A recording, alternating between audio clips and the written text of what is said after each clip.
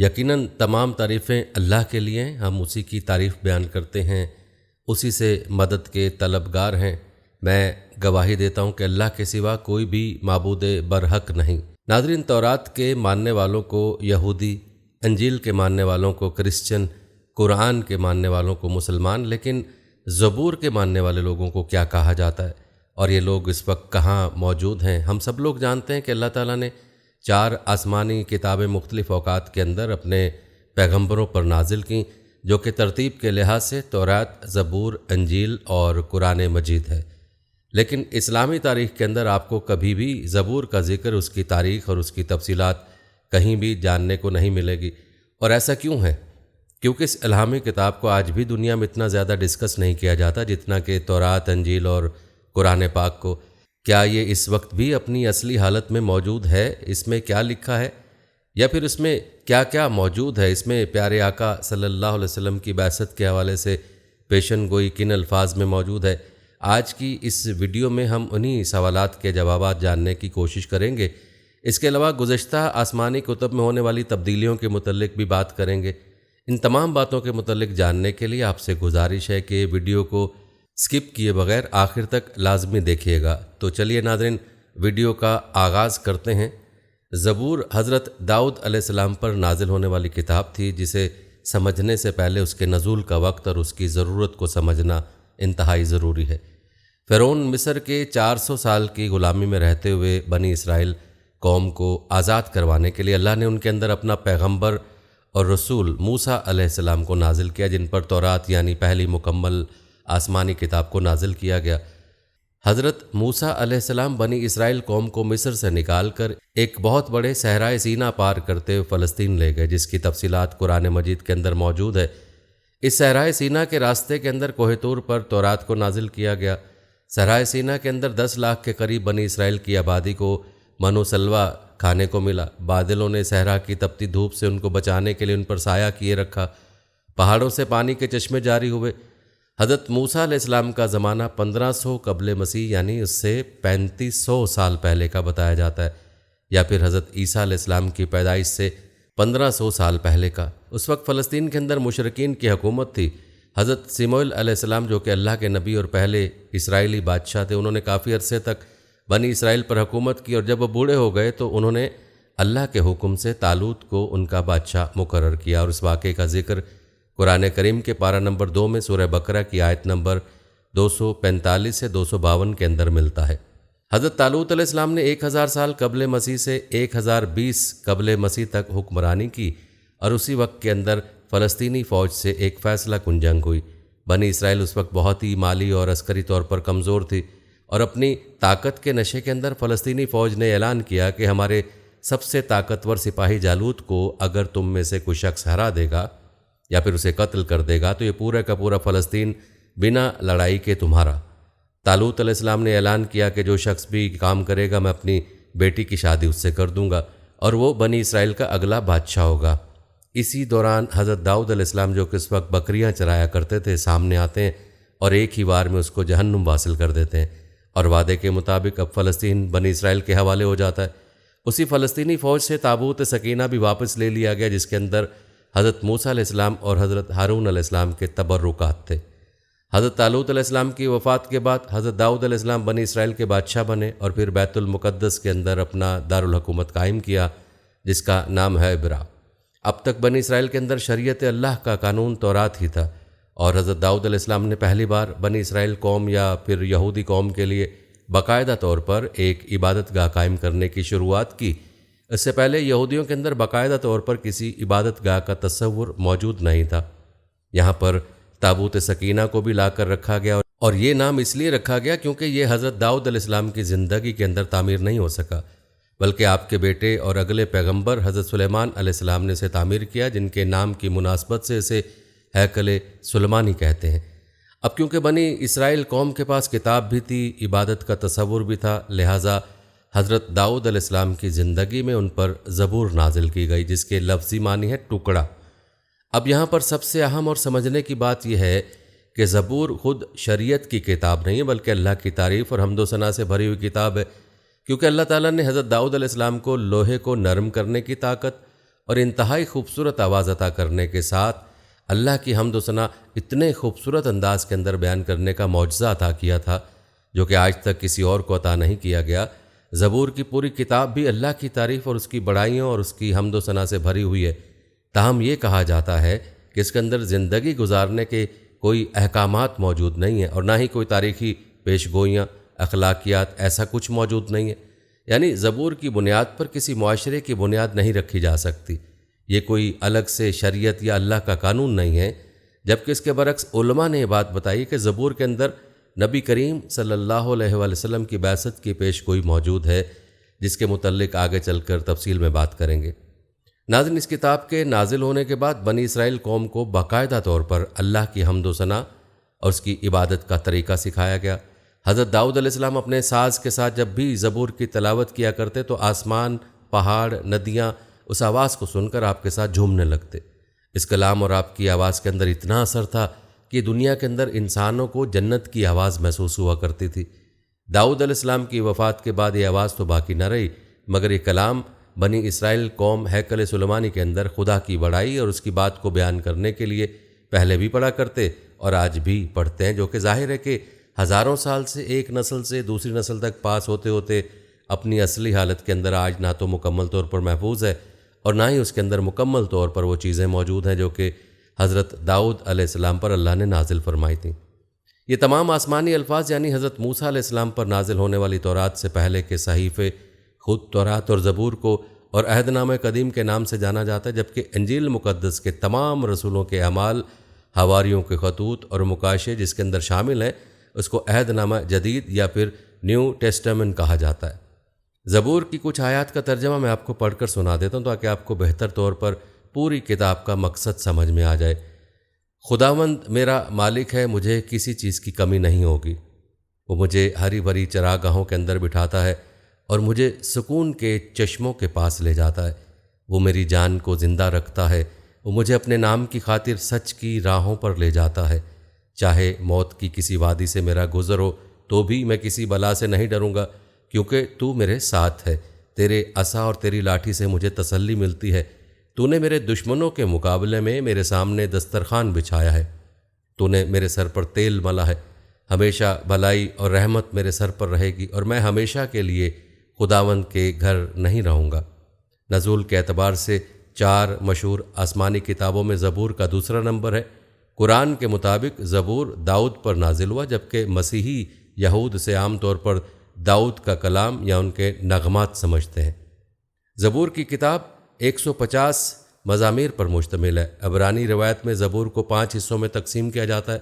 پہلا حصہ 41 مزامیر پر مشتمل ہے، دوسرا حصہ 31 مزامیر پر مشتمل ہے، تیسرا اور چوتھا حصہ 17 مزامیر اور پانچواں حصہ 44 مزامیر پر مشتمل ہے۔ مزامیر 120 تا 134 اناشید صوت کہلاتے ہیں۔ کہا جاتا ہے کہ یہ مزامیر تب پڑھے جاتے تھے جب زائرین ہیکل سلیمانی کی طرف بڑھا کرتے تھے۔ مزامیر 119 طویل ترین مزمور ہے جو 176 آیات اور 8 حصوں پر مشتمل ہے۔ ہر حصے میں 22 آیات ہیں۔ ہر حصہ عبرانی حروف تہجی کے بالترتیب حروف سے شروع ہوتا ہے۔ مزمور 117 جو 2 آیات پر مشتمل ہے سب سے چھوٹا مزمور ہے۔ مفسرین اور ماہرین مزامیر کو کئی اقسام میں بانٹتے ہیں، جن میں حمدیہ، مرثیائی، شکر گزاری، حکمت، لتوریائی مزامیر شامل ہیں۔ ناظرین، پوری زبور اس طرح سے اللہ کی حمد و ثنا پر مشتمل ہے، اسی لیے زبور کو شریعت کے طور پر ماننے والا کوئی بھی شخص دنیا کے اندر موجود نہیں، اور نہ ہی اس کا ذکر ایسی آسمانی کتابوں کے طور پر ملتا ہے جو کہ کسی ایک فرقے قانون ہو، کیونکہ اللہ کی تعریف اور اس کی حمد و ثنا تو دنیا کا ہر ایک مذہب اور اس کا ہر ایک فرقہ کرتا ہے۔ یہ سب کی عام زبان ہے جس پر کسی کو کوئی اعتراض نہیں۔ حضرت داؤد علیہ السلام اور سلیمان علیہ السلام کے بعد بنی اسرائیل قوم جادو ٹونے، سود خوری، ظلم اور تورات کی آیات کو پیسے اور اپنے فائدے کے بدلے میں جب بدلنے لگے تو ان کی اصلاح کے لیے انہی میں سے ایک پیغمبر عیسیٰ علیہ السلام مبعوث ہوئے، جن کی شریعت بھی تورات ہی کی تھی، اور ان پر جو کتاب انجیل مقدس نازل ہوئی اس کا موضوع تو تزکیہ نفس، اخلاق کی اصلاح اور حکمت کا بیان ہے۔ کیونکہ یہود کے علماء کے اندر اس وقت جو بگاڑ موجود تھا وہ اخلاقی طور پر تھا، اس لیے تورات کے باقی تمام شریعت کو بالکل ویسے ہی رکھا گیا، لیکن انجیل کی صورت کے اندر کچھ احکام اللہ نے شامل کر کے ان کی اصلاح کی کوشش کی۔ لیکن ان لوگوں نے عیسیٰ علیہ السلام کو بھی جھوٹا کہہ کر ان کا بھی انکار کر دیا۔ حضرت عیسیٰ علیہ السلام کی آمد آج سے تقریباً 2000 سال پہلے ہوئی تھی، اور اس کے بعد نبوت بنی اسرائیل کے اندر ختم ہو گئی، اور وہاں سے نبوت حضرت ابراہیم علیہ السلام کے دوسرے بیٹے حضرت اسماعیل علیہ السلام کی نسل کے اندر منتقل ہو گئی۔ اور یہی وجہ ہے کہ یہود اللہ کے رسول صلی اللہ علیہ وآلہ وسلم اور دین اسلام کے شدید مخالف اور دشمن ہیں، کیونکہ اللہ کے رسول صلی اللہ علیہ وسلم کی بنو اسماعیل کے اندر آمد سے ان کی خاندانی مذہبی قیادت یا پھر بنو یعقوب کی قیادت ختم ہو گئی، اور امت مسلمہ کا ٹائٹل بنی اسرائیل سے بنو اسماعیل کی طرف منتقل ہو گیا، اور آج تک ان لوگوں کو اللہ کے فیصلے پر بھی اعتراض ہے۔ ناظرین، اگر زبور کے متعلق باقی مذاہب کی رائے کی بات کی جائے تو اسلام میں زبور داؤد علیہ السلام پر نازل ہوئی، اور یہ 4 آسمانی کتابوں میں سے ایک ہے۔ زبور 4 آسمانی کتابوں قرآن کریم، انجیل اور تورات سے دوسرے نمبر پر نازل ہوئی۔ مسیحیت میں زبور کے مزامیر کو داؤد کے گیت سمجھا جاتا ہے جو انہوں نے خدا کی شان میں بنائے۔ یہ عہد نامہ قدیم کا حصہ ہے اور اکثر مواقع پر پڑھے جاتے ہیں۔ زبور کو خدا کا کلام سمجھا جاتا ہے، لیکن ان کو خدا کی قدرت سے داؤد علیہ السلام نے خود بنایا۔ یہودیت میں زبور تنخ کا حصہ ہے۔ اس کے کئی مزامیر داؤد علیہ السلام کے بنائے گئے سمجھے جاتے ہیں، اور کئی سلیمان علیہ السلام کے بنائے ہوئے۔ حمدیہ مزامیر کو عبادت میں پڑھا جاتا ہے۔ ناظرین، زبور مزامیر کے 5 مجموعوں پر مشتمل ہے۔ پہلا مجموعہ گیت 1 تا 41 ہے، دوسرا مجموعہ گیت 42 سے 72 تک ہے، تیسرا 73 سے 99 تک ہے، چوتھا مجموعہ گیت 90 سے 106 تک ہے، پانچواں مجموعہ گیت 107 سے 150 تک کے مزامیر پر مشتمل ہے۔ اس کتاب کی تصنیف و تالیف کے زمانے کا اندازہ 586 سے 1440 قبل مسیح درمیان کا ہے۔ اس کتاب کے زیادہ تر مزامیر داؤد سے منسوب ہیں، اس لیے بعض لوگ اسے داؤد کی تصنیف بتاتے ہیں۔ بائبل کے علماء اس کتاب کے 150 میں سے 73 گیت داؤد سے منسوب کرتے ہیں، 9 کو کورہ سے منسوب کرتے ہیں، 2 کو سلیمان سے منسوب کرتے ہیں، 1 کو ایتان سے منسوب کرتے ہیں، 1 کو ہیمان سے منسوب کرتے ہیں، 1 کو موسیٰ سے منسوب کرتے ہیں، 12 کو اسف سے جو لاویوں کے گھرانے سے تھا منسوب کرتے ہیں۔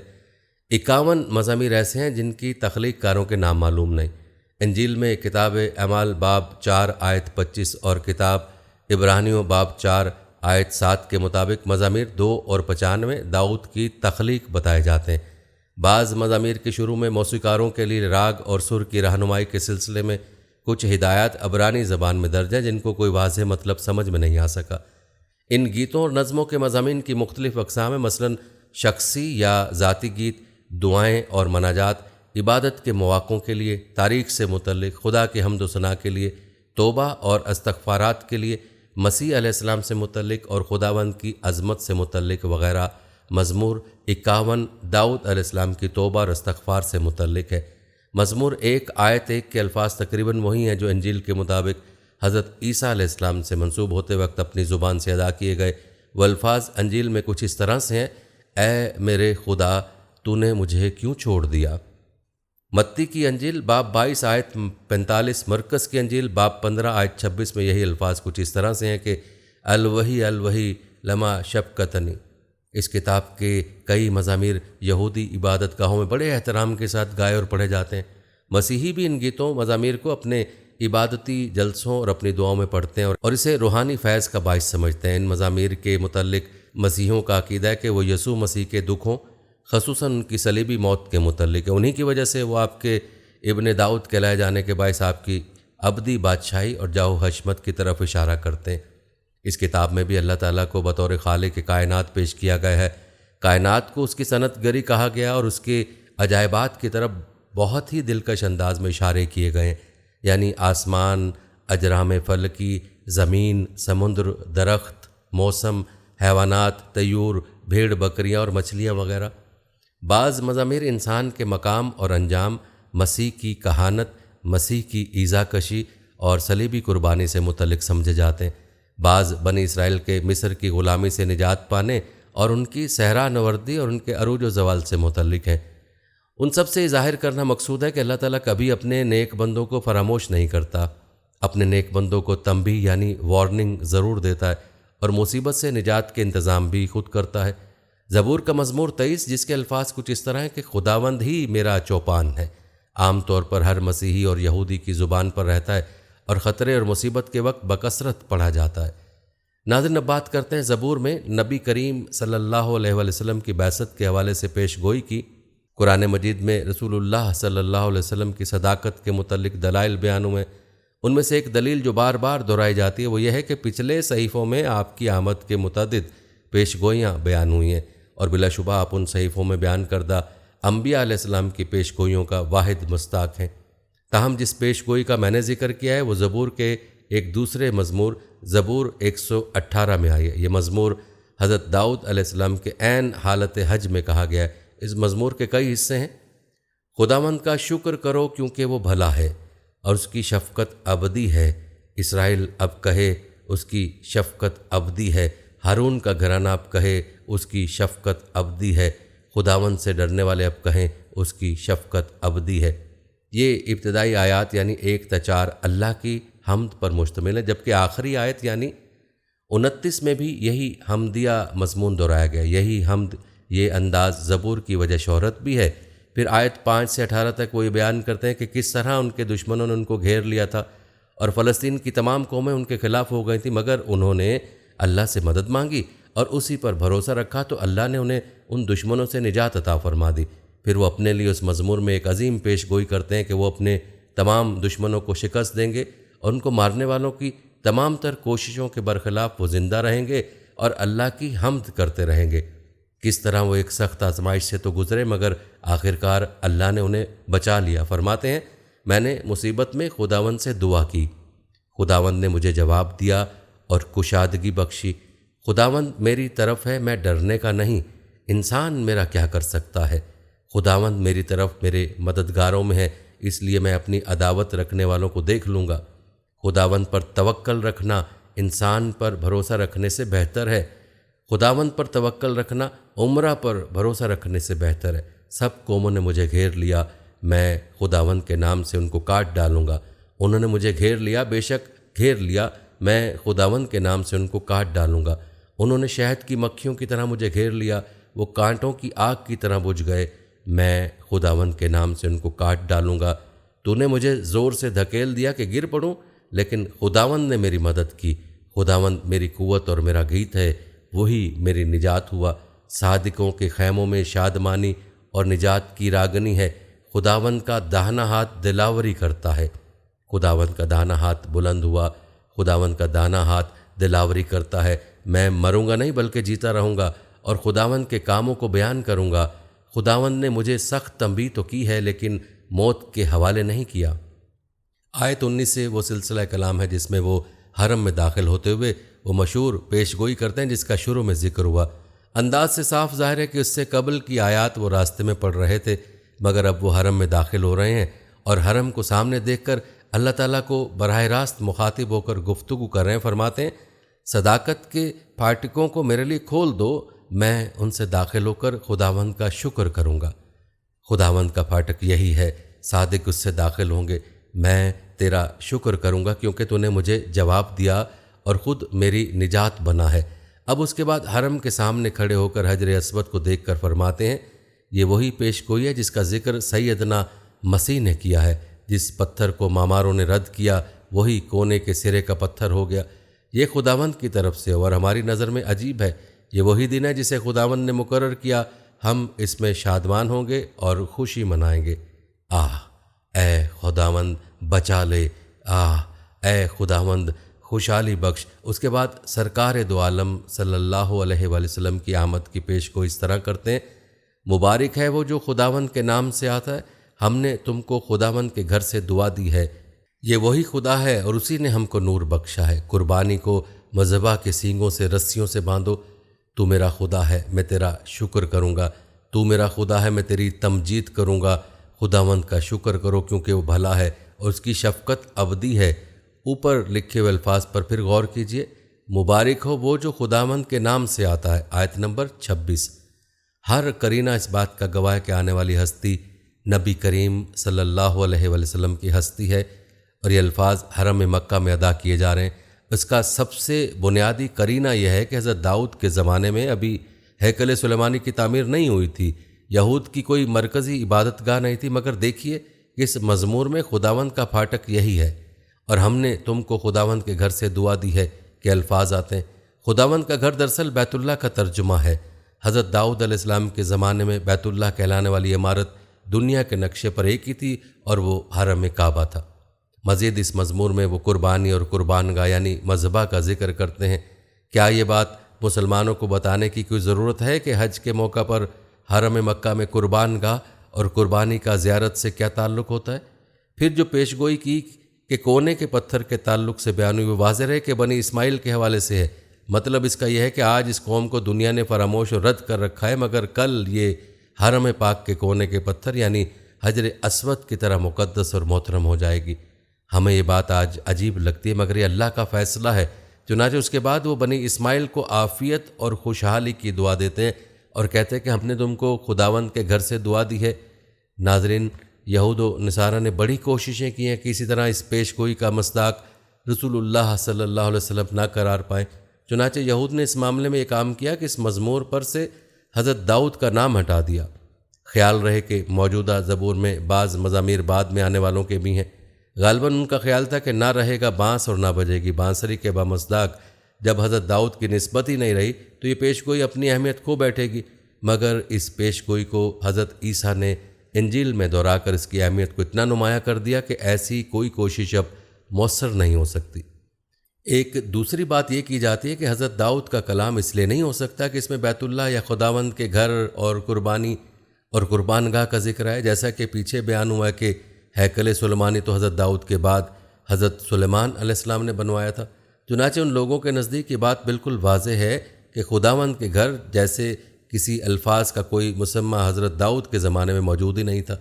اس نے ان آیات کی تعویل کرنے کی کوشش کی ہے کہ مزمور حضرت داؤد کا ہے ہی نہیں، بلکہ اس زمانے کا ہے جب یہود بابل کی اسیری سے واپس یروشلم لوٹ رہے تھے، یعنی بخت نصر یروشلم کو تباہ کر کے انہیں ساتھ بابل لے گیا تھا۔ تو کم و بیش 1 صدی کی غلامی کے بعد سائرس یا ذوالقرنین نے انہیں اس غلامی سے نجات دلا کر دوبارہ یروشلم لوٹنے کی اجازت دی تھی۔ ایسے میں کسی نامعلوم شخص نے یروشلم میں داخل ہوتے وقت ہیکل سلیمانی کو دیکھ کر یہ مضمون پڑھا تھا۔ تاہم اس مزمور کا ابتدائی حصہ اس تعویل کی مکمل طور پر نفی کر دیتا ہے۔ جیسا کہ ہم نے پیچھے بیان کیا کہ حضرت داؤد بادشاہ وقت کے مسلسل عذاب کا نشانہ بنے رہے اور مستقل اپنی جان بچانے کی جد و جہد کرتے رہے اور آخر کار اپنے تمام دشمنوں پر اللہ کی مدد سے غالب آئے۔ اس کی پوری داستان بائبل میں موجود ہے۔ اس مزمور میں یہی داستان بہت اختصار سے بیان ہوئی ہے۔ اس داستان کا بابل سے لوٹنے والے لوگوں سے بالکل کوئی تعلق نہیں، وہ تو خود مغلوب ہو کر عراقیوں کی قید میں تھے، جبکہ یہاں داؤد علیہ السلام یہ کھلی ہوئی پیش گوئی کر رہے ہیں۔ سب قوموں نے مجھے گھیر لیا، میں خداوند کے نام سے ان کو کاٹ ڈالوں گا۔ انہوں نے مجھے گھیر لیا، بے شک گھیر لیا، میں خداوند کے نام سے ان کو کاٹ ڈالوں گا۔ انہوں نے شہد کی مکھیوں کی طرح مجھے گھیر لیا، وہ کانٹوں کی آگ کی طرح بجھ گئے، میں خداوند کے نام سے ان کو کاٹ ڈالوں گا۔ یہ دشمنوں میں گھرے ہوئے شخص کی للکار ہے کہ آج میں بہت مشکل میں ہوں، لیکن کل میں کس طرح ان دشمنوں کا صفایا کر دوں گا۔ بنی اسرائیل کی پوری تاریخ میں کوئی دوسری شخصیت نہیں ہے جس کے خلاف اس طرح ساری قومیں اور قبائل اٹھ کھڑے ہوئے ہوں اور وہ تنہا اللہ کی مدد سے غالب آ گیا ہو۔ اس لیے یہ مزمور پڑھنے والی شخصیت سوائے حضرت داؤد کے اور کوئی ہو ہی نہیں سکتی۔ ناظرین، مسیحی حضرات اس کی وہی تعویل کرتے ہیں جو آسمانی صحائف میں موجود نبی کریم صلی اللہ علیہ وسلم کی دیگر پیشگوئیوں کی کرتے ہیں، یعنی ان کا مصداق حضرت عیسیٰ ہیں، نہ کہ نبی آخر الزماں۔ لیکن اول تو یہی بات کہ پیشگوئی حرم مکہ میں کی گئی ہے، اس بات کی کوئی گنجائش نہیں چھوڑتی کہ جس آنے والے کا ذکر ہے وہ نبی عربی کے علاوہ کوئی اور ہو۔ مگر اس سے زیادہ اہم بات یہ ہے کہ انجیل میں اس پیشگوئی کو نقل کرنے کے بعد اس کی جو شرح خود مسیح نے کی ہے، اس کے مطابق ان کی اپنی زندگی اور ان کی قوم کسی طور پر اس پیشگوئی کا مصداق نہیں بن سکتی۔ مسیحی حضرات کہتے ہیں کہ اس پیشگوئی کا مصداق مسیح ہے، جبکہ اکا دکا وہ مسلمان اہل علم جنہوں نے اس پیشگوئی کو موضوع بنایا ہے یہ کہتے ہیں کہ اس سے مراد ہمارے نبی ہیں۔ راکم یہ نقطہ نظر پیش کر رہا ہے کہ کونے کے پتھر کا مصداق کوئی فرد نہیں بلکہ قوم ہے۔ یہی بات حضرت داؤد نے زبور میں بیان کی تھی اور یہی چیز انجیل میں سیدنا مسیح نے بالکل کھول کر رکھ دی ہے، تاہم اس کے لیے انجیل کے بیان کو سمجھنا ہوگا۔ انجیل کی کتاب متی باب 21 کی آیت 23 سے یہ واقعہ یوں بیان ہوتا ہے کہ حضرت عیسیٰ ہیکل سلیمانی میں کھڑے ہو کر دعوت دے رہے تھے کہ یہود سردار اور کاہن ان کے ارد گرد جمع ہو گئے اور ان پر اعتراض کرنے لگے کہ تم یہ کام کس اختیار کے تحت کر رہے ہو۔ اس پر حضرت عیسیٰ علیہ السلام نے پہلے ان کے کفر پر ان کو تنبیہ کی اور پھر ایک تمثیل کی زبان میں انہیں بتایا کہ اللہ کا عذاب ان پر آیا چاہتا ہے اور اب انہیں فارغ کر کے ایک دوسری قوم کے منصب دے دیا جائے گا۔ اس کے بعد انہوں نے حضرت داؤد کی زیر بحث پیش گوئی بیان کی اور ساتھ میں خود اس کی شرح اس طرح کرتے ہوئے فرمایا، اس لیے میں تم سے کہتا ہوں کہ خدا کی بادشاہی تم سے لے لی جائے گی اور اس قوم کو جو اس کے پھل لائے دے دی جائے گی، اور جو اس پتھر پر گرے گا ٹکڑے ٹکڑے ہو جائے گا، لیکن جس پر وہ گرے گا اسے پیس ڈالے گا۔ اور جب سردار کہنوں اور فریسیوں نے اس کی تمثیلیں سنی تو سمجھ گئے کہ ہمارے حق میں کہتا ہے، اور اسے پکڑنے کی کوشش میں تھے، لیکن لوگوں سے ڈرتے تھے کیونکہ وہ اسے نبی جانتے تھے۔ حضرت عیسیٰ نے صاف واضح کر دیا کہ یہاں ایک قوم زیر بحث ہے، کوئی فرد نہیں، یعنی بنی اسرائیل کو اللہ تعالیٰ عذاب دے کر جب منصب امامت سے فارغ کر دیں گے تو پھر وہ پتھر یعنی بنی اسماعیل جنہیں یہود بے وقت سمجھتے تھے، کونے کے سرے کا پتھر ہو جائے گا۔ اب اگر یہ بات ذہن میں رہے کہ پیش گوئی کرنے والے نبی داؤد علیہ السلام حرم میں کھڑے ہوئے ہیں، تو پھر کونے کے پتھر سے مراد حجر اسود ہی ہو سکتا ہے، جو حرم کے ایک کونے کے سرے پر نصب اس کا اہم ترین حصہ ہے۔ مطلب یہ ہے کہ بنی اسماعیل کی قوم جو ایک عام پتھر کی طرح غیر اہم تھی، وہ عنقریب حجر اسود کی طرح دنیا میں سب سے زیادہ اہم ہو جائے گی۔ اور پھر مسیح اس کی شرح کرتے ہیں کہ اس قوم کو وہ غلبہ و قوت اور اقتدار ملے گا کہ دنیا کی جس قوم سے ٹکرائے گی اسے پاش پاش کر ڈالے گی۔ کون نہیں جانتا کہ داؤد اور مسیح علیہ السلام کی پیش گوئیاں کس طرح حرف برف درست ثابت ہوئیں۔ وہ عرب جنہیں یہود حقارت سے امی کہتے تھے اور ساری دنیا جنہیں غیر متمدن سمجھتی تھی، جب ایمان لے آئے تو انہوں نے کس طرح بقول حضرت داؤد کے عجیب طریقے پر دنیا کی سپر پاور کے پرخچے اڑا دیے، اور جو قوم ان سے ٹکراتی ریزہ ریزہ ہو کر بکھر گئی۔ اس کے برعکس حضرت عیسیٰ کے اپنے پیروکاروں کا معاملہ یہ تھا کہ ابتدائی کئی صدیوں میں ان کے پیروکاروں پر بدترین ظلم و ستم ہوتے رہے۔ وہ کسی قوم کو کیا پیستے، دوسری قومیں انہیں پیستی رہیں، چنانچہ حضرت عیسیٰ یا ان کی قوم سرے سے اس پیش گوئی کا مصداق ہو ہی نہیں سکتے۔ مسیحی حضرات لاکھ زور لگا لیں، خود سیدنا مسیح اس پیش گوئی کی جو شرح کر کے گئے ہیں ان کی راہ کی سب سے بڑی رکاوٹ ہے۔ بلا شبہ اس پیش گوئی کا مصداق اگر کوئی ہے تو سرکار دو عالم کی ہستی اور آپ کی قوم یعنی صحابہ کرام ہیں۔ اللہ ان پر اپنی رحمتیں اور برکتیں نازل فرمائے اور ہمیں ان کے نقش قدم پر چلنے کی توفیق عطا فرمائے۔ ناظرین، اس بات سے ہم سب واقف ہیں کہ قرآن پاک کے علاوہ تمام آسمانی کتابوں میں تحریف کی جا چکی ہے۔ قرآن پاک اپنی اصلی حالت میں موجود ہے کیونکہ اس کی حفاظت کا ذمہ خود اللہ پاک نے لیا ہے۔ قرآن کریم وہ آسمانی کتاب ہے جس نے انسانی ضرورتوں کو پورا کیا ہے۔ اللہ تعالیٰ کے فرمان کے مطابق ہر قسم کی تحریف سے محفوظ ہے کیونکہ اسے محفوظ رکھنے کی ذمہ داری خود اللہ تعالیٰ نے لے لی۔ یہ وہی قرآن ہے جس کو خداوند عالم نے ہمارے پیغمبر صلی اللہ علیہ وآلہ وسلم پر نازل کیا اور پوری تاریخ میں ہمیشہ یہ تحریف سے محفوظ رہا ہے۔ دوسری طرف قرآن کی حقانیت سے اسلام دشمن قوتیں خائف ہیں۔ غیر مسلم جہاد اور قتال سے متعلق آیات کو قرآن مجید سے حذف کرنا چاہتے ہیں۔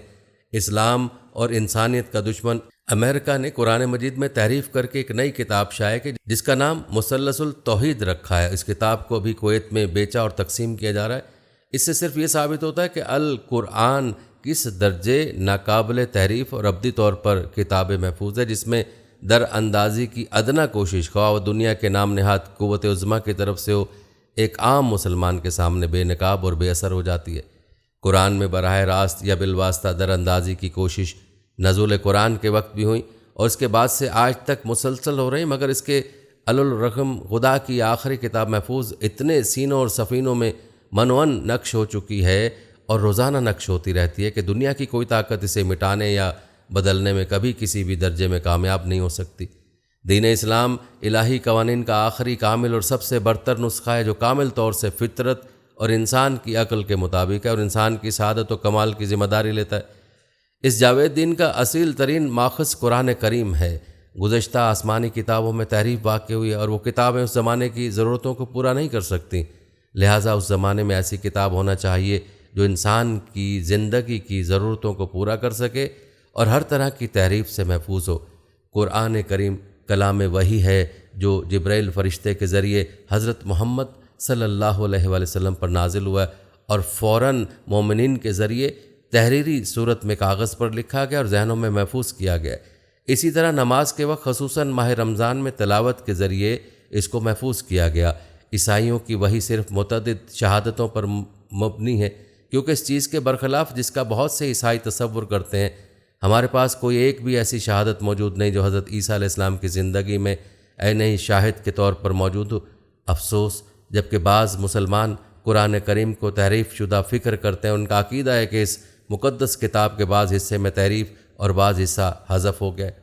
بحیثیت مسلمان ہمیں اپنے اللہ کے فرمان پر مکمل یقین ہے، اور قرآن کو امریکہ یا کسی اور کی طرف سے نہ کبھی کوئی خطرہ تھا نہ کبھی ہو سکتا ہے۔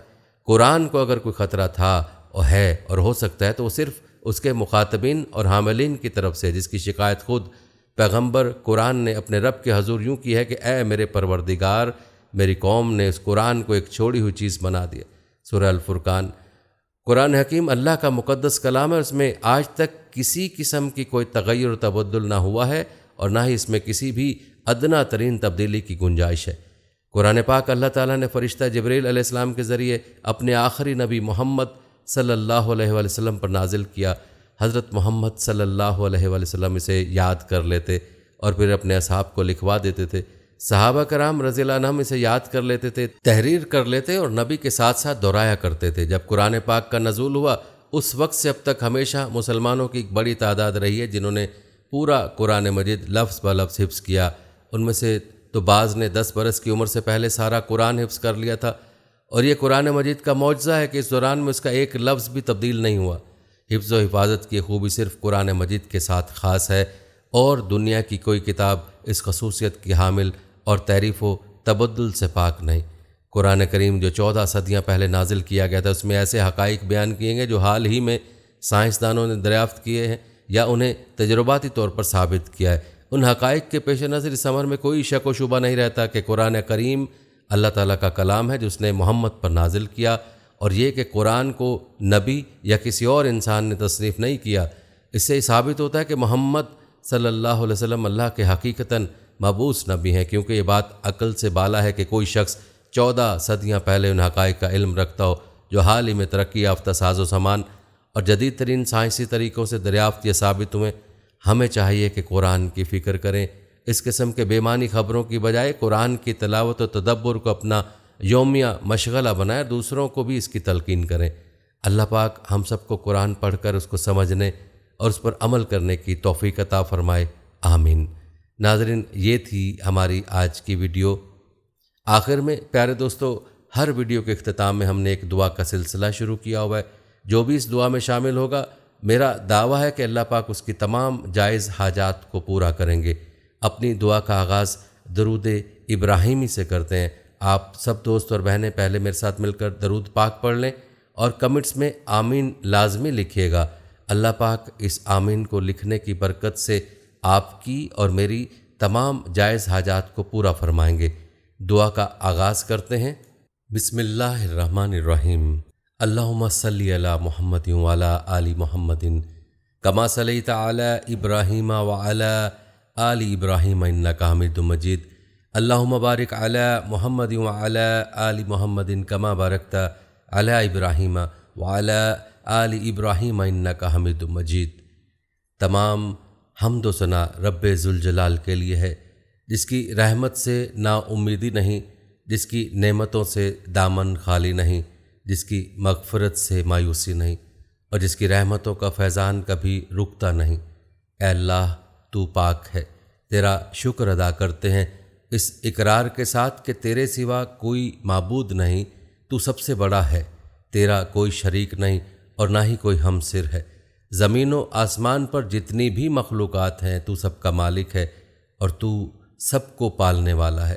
اے اللہ پاک، بلا شبہ تو ہم سے محبت کرتا ہے، یہی وجہ ہے کہ تو نے ہمیں ایمان کی دولت سے نوازا اور ہمیں اپنے محبوب صلی اللہ علیہ وآلہ وسلم کے صدقے ہماری زندگیوں کو پرسکون اور ہمیں اپنے محبوب صلی اللہ علیہ وآلہ وسلم کا امتی بنایا۔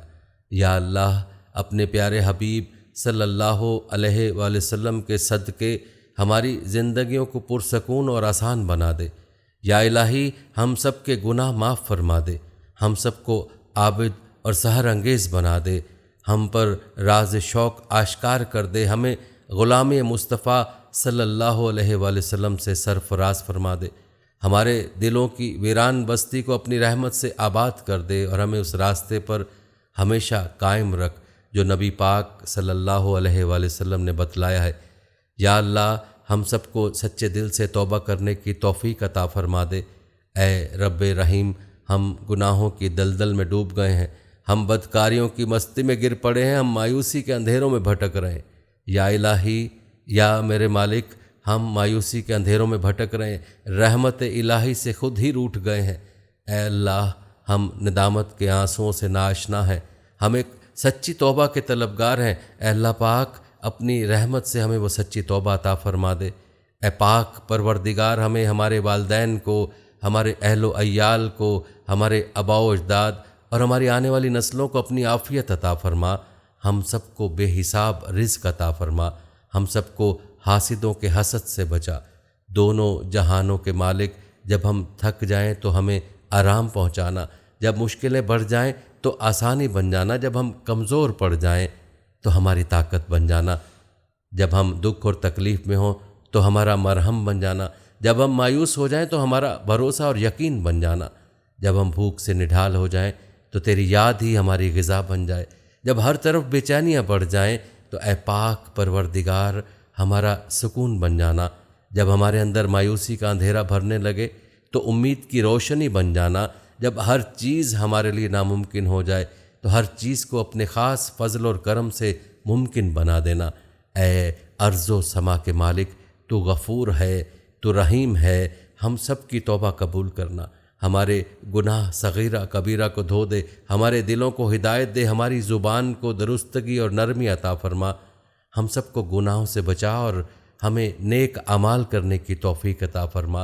اے اللہ، جس طرح تو بارش برسا کر سوکھی زمین کی پیاس بجھاتا ہے، اسی طرح اپنی رحمت سے ہمارے دلوں کو بھی سیراب کر دے، بے شک تو بڑا مہربان اور نہایت رحم کرنے والا ہے۔ اے پاک پروردگار، ہم سب کو ہر اس نعمت سے سرفراز فرما جس میں ہمارے لیے خیر و برکت ہو، عزت و وقار ہو، راحت و سکون ہو، صحت اور تندرستی ہو، ترقی اور خوشحالی اور دنیا و آخرت کی بھلائی ہو۔ اے اللہ، ہماری زندگیوں کو محبت کا عنوان بنا دے کہ ہم سب سے زیادہ تجھ سے محبت کریں، تجھ کو فوقیت دیں، تیری عبادت کریں، تیرا حکم مانیں، تیرے بتائے ہوئے راستوں پر چلیں، یہاں تک کہ ہماری زندگی تمام ہو جائے اور تو ہمیں اپنے نور سے ڈھانپ لے، وہ نور جو ہمارے سینوں کو منور کر دے، وہ نور جو قبر کو روشن کر دے، وہ نور جو پل صراط پر روشنی بن جائے۔ اے ہمارے رب، ہم کو بھی ان خوش نصیبوں میں شامل فرما جن کی تو توبہ قبول فرماتا ہے، جن کے گناہوں کو تو اپنے فضل و کرم اور رحمت سے نیکیوں میں تبدیل کر دیتا ہے۔ یا اللہ، ہمارے پاس کوئی اور عمل نہیں ہے، ہمیں صرف تیری رحمت کا آسرا ہے۔ یا پروردگار، ہمیں اپنی رحمت میں ڈھانپ لے۔ اے بلندیوں کے بادشاہ، اے رب کائنات، ہمارے دل اور ہمارے قدم اپنی رضا کی طرف بھیج دے۔ یا اللہ، ہمیں وہ عقل دے جو تسلیم و رضا میں جائے، ہمیں وہ دوست دے جو منزل تک ہمارا ساتھ دیں، ہمیں وہ نسبتیں عطا کر جو تجھے منظور ہیں۔ یا اللہ، اپنے محبوب پاک صلی اللہ علیہ وآلہ وسلم کی ہمارے دلوں میں محبت عطا فرما۔ یا الہی، اس دور میں اور آنے والے دور میں ہم سب پر مہربانی فرمانا۔ یا اللہ، ہمارے دلوں کو غفلت سے دور کر دے اور ہم کو آخرت کی تیاری کی فکر عطا فرما، اس دنیا میں اور زندگی میں اپنے نبی پاک صلی اللہ علیہ وآلہ وسلم کا تابعدار اور متی ہم کو بنا دے تاکہ قیامت میں ذلت اور رسوائی نہ ہو۔ یا اللہ، اپنے مومن اور مخلص بندوں کے ساتھ ہمارا حشر فرمائیے اور دوزخ کے عذاب سے ہم سب کو اپنی پناہ میں رکھنا۔ اے پروردگار، ہم کو اعمال صالح کی توفیق عطا فرما اور اپنی رحمت سے ہم سے وہ کام لے جس سے تو راضی ہو اور ان سب کاموں سے بچا لے جن سے تو ناراض ہو۔ یا اللہ، شیطان کی گمراہیوں سے ہم سب کو کامل طور پر محفوظ رکھ۔ اے رب کریم، ہمارے ہاتھ تیرے سامنے پھیلے ہوئے، ان کو اپنی شان کے مطابق خیر و برکت اور دنیا و آخرت کی ہر طرح کی بھلائی اور کامیابی سے بھر دے۔ اے اللہ، ہمیں ہر وہ چیز عطا فرما جس کی ہمیں ضرورت ہے۔ اللہ پاک، ہمیں اپنے سوا کسی کا محتاج نہ فرمانا۔ اے بہت بڑی شان والے، ہمیں عزت اور بہترین صحت کے ساتھ عمر طویل عطا فرمانا اور ہمیشہ اپنے حفظ و امان میں رکھنا۔ یا اللہ، خاوند اور بیوی کو ایک دوسرے کے حقوق ادا کرنے کی توفیق عطا فرما، اولاد کو والدین کا فرما بردار بنا دے، بھائی سے بھائی ناراض ہے ان کی آپس کی نفرت ختم کر دے۔ اے مالک، جو بچے بگڑے ہوئے ہیں ان کو راہ راست پر چلنے کی توفیق عطا فرما۔ اے اللہ، ہم نے جن لوگوں کے حقوق دینے ہیں یا ہم نے جن کی غیبت یا چغلی کی ہے انہیں اپنی بارگاہ میں سے اتنا دے، ایسی جزا اور ثواب سے نواز دے، روز قیامت انہیں ہم سے بدلہ لینے کی طرف توجہ ہی نہ ہو۔ اے پروردگار، ہمارے والدین کو سلامت رکھ، صحت اور تندرستی کے ساتھ تمام زوجین میں محبت بنائے رکھ، اور جن کے درمیان ناراضگی ہے اسے دور کر دے۔ یا الہی، جو بے اولاد ہیں، اولاد کی نعمت کے لیے تڑپتے ہیں، انہیں نیک اور صالح اولاد عطا فرما دے۔ جن کی شادی نہیں ہوئی، جو بیٹے اور بیٹیاں رشتوں کی آس لگائے بیٹھے ہیں، اپنے غیب کے خزانوں سے ایسے وسیلے اور راستے بنا کہ ان سب کو نیک شریک حیات ملے۔ یا اللہ، جو مسلمان پریشان حال ہیں، مصیبت میں ہیں، اپنی لامحدود رحمت و مہربانی سے ان کی تمام پریشانی، مشکل، مصیبت اور تنگی کو دور فرما دے۔ اے ارض و سما کے مالک، ہماری ٹوٹی پھوٹی دعاؤں کو نہ دیکھ، ہمارا جو تجھ پر یقین کامل ہے اس کو دیکھ، اور آج ہماری تمام دعاؤں کو، حاجتوں کو پورا کر دے۔ ہمیں ایسی معافی دے دیں جس کے بعد گناہوں سے نفرت ہو جائے، ہمیں ایسی ہدایت فرما جس کے بعد گمراہی نہ ہو، ہمیں ایسی کامیابی عطا فرما جس کے بعد ناکامی نہ ہو، ہمیں ایسی عزت دے جس کے بعد کوئی ذلت نہ ہو، ہمیں ایسی خوشیاں عطا فرما جس کے بعد تکبر نہ ہو، ہمیں ایسی رضا دے جس کے بعد تیری ناراضگی نہ ہو، ایسی رحمت عطا فرما جس کے بعد عذاب نہ ہو، ایسی اولاد سے نواز دے جو نیک اور باعث عزت ہو، ایسا رزق عطا فرما جو حلال اور برکت ہو، اور ایسی موت عطا فرما جو باعث مغفرت ہو۔ اے اللہ، ہماری مغفرت فرما دے، ہمارے ماں باپ کی مغفرت فرما دے۔ اے اللہ، جنہوں نے ہمیں بڑی محنتوں سے پالا پوسا، ہماری تکلیفیں اٹھائیں، خود بھوکے رہ کر ہمیں کھانا کھلایا، تکلیف میں رہ کر ہمیں آرام پہنچانے کی کوشش کی، اے اللہ ہماری روزی کے حصول کے لیے جد و جہد اور کوشش کرتے رہیں۔ اے اللہ، ہماری تربیت کے لیے ان سے جو کچھ ہو سکا، اے اللہ انہوں نے ہمارے لیے کیا۔ اے اللہ، ہماری طرف سے ہمارے والدین کو جزائے خیر عطا فرما۔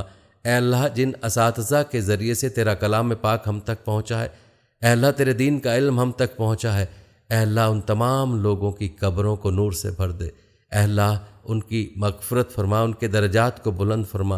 اے اللہ عذاب قبر سے ان کی حفاظت فرما۔ اے اللہ اپنے محبوب اور مقبول بندوں میں شامل فرما۔ اے اللہ ہماری طرف سے انہیں بہترین جزا عطا فرما، ان کی نیکیوں کو قبول فرما، ان کی خطاؤں سے درگزر فرما، ان کی سیئات کو حسنات سے مبدل فرما۔ اے اللہ تجھے، تیرے نبی کا واسطہ، جنہوں نے ہمارے لیے بڑی قربانیاں دیں، ہمارے لیے بہت تڑپے، ہمارے لیے تجھ سے بہت کچھ مانگا، اے اللہ قیامت تک آنے والی انسانیت کو قرآن کی دولت عطا کی، علم کی دولت سے سرفراز فرمایا، ساری انسانیت کی صحیح راہبری کے لیے ساری زندگی کے حصول اور نظام کو ترتیب دیا۔ اے اللہ اپنے محبوب کی قربانیوں کو قبول فرما، اور اپنی امت کی طرف، اے اللہ اپنے بندوں کی طرف سے اپنے نبی کو بہترین جزائے خیر عطا فرما۔